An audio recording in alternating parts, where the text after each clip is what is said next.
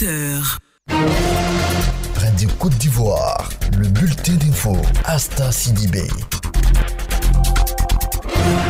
Bonjour à tous et bienvenue au Mali. Après plus de 3 mois d'interruption de travail, les syndicats avec leurs militants ont décidé de suspendre leur mot d'ordre. Ils réclamaient plus de sécurité dans les tribunaux pour les personnels de justice et une augmentation de salaire. Un accord partiel a été trouvé avec les autorités. Djenibou Karamoko. C'est à huis clos, après plus de 2h30 de débat, que la décision a été prise par l'Assemblée générale des magistrats.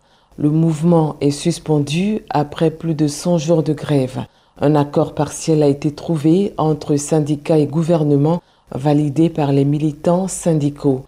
Au total, 337 agents viendront renforcer les équipes déjà sur place pour sécuriser les juridictions. Quant à la seconde revendication, celle de l'augmentation des salaires, les magistrats n'ont pas obtenu gain de cause. Mais toutefois, le syndicat autonome de la magistrature a décidé d'accepter la main tendue par le président de la République. Le président Ibrahim Boubacar Keïta avait promis qu'un effort serait fait concernant leur rémunération. Mais ils devront patienter jusqu'au début de l'année 2019 pour l'éventuelle reprise des négociations sur les salaires. Les magistrats reprendront le travail le 5 novembre, en début de semaine prochaine. Au Cameroun, la première apparition publique de Sisikou Ayouko Tabé, le leader sécessionniste anglophone président autoproclamé de la République virtuelle de l'Ambazonie. Il était devant les juges à la cour d'appel de Yaoundé avec 9 de ses co-accusés. Leurs avocats exigent leur libération.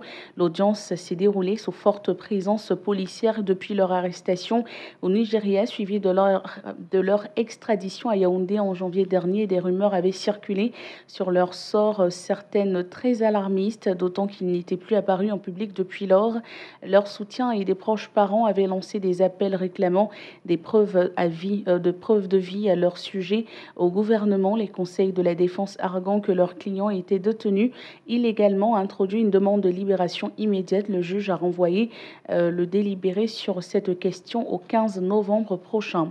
La France va accorder à la Centrafrique une aide de 24 millions d'euros et livrer des armes à ce pays en proie à la violence et à l'instabilité, annoncé hier vendredi à Bangui le ministre français des Affaires étrangères Jean-Yves Le Drian. Des détails avec Lydie Kouadou.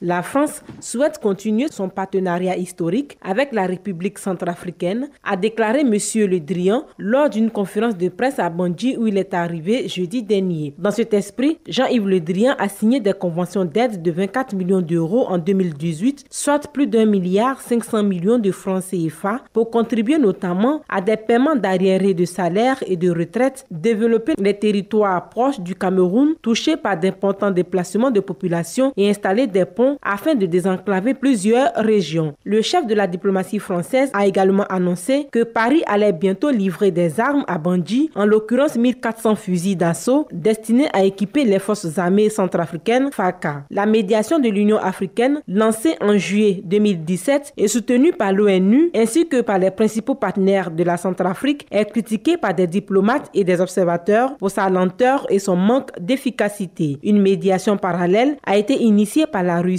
de plus en plus présente en Centrafrique. Depuis le début de l'année, la Russie a envoyé dans ce pays 5 officiers militaires et 170 instructeurs civils et livré des armes à l'armée nationale après avoir obtenu une exemption à l'embargo de l'ONU, rapporte le site izedef.net. Et on termine ce tour de l'actualité en Égypte où au moins 7 Coptes ont été tués et de nombreux autres blessés dans un attentat contre un bus dans la province d'Al-Minya en Moyenne-Égypte à quelques 300 km au sud du Caire.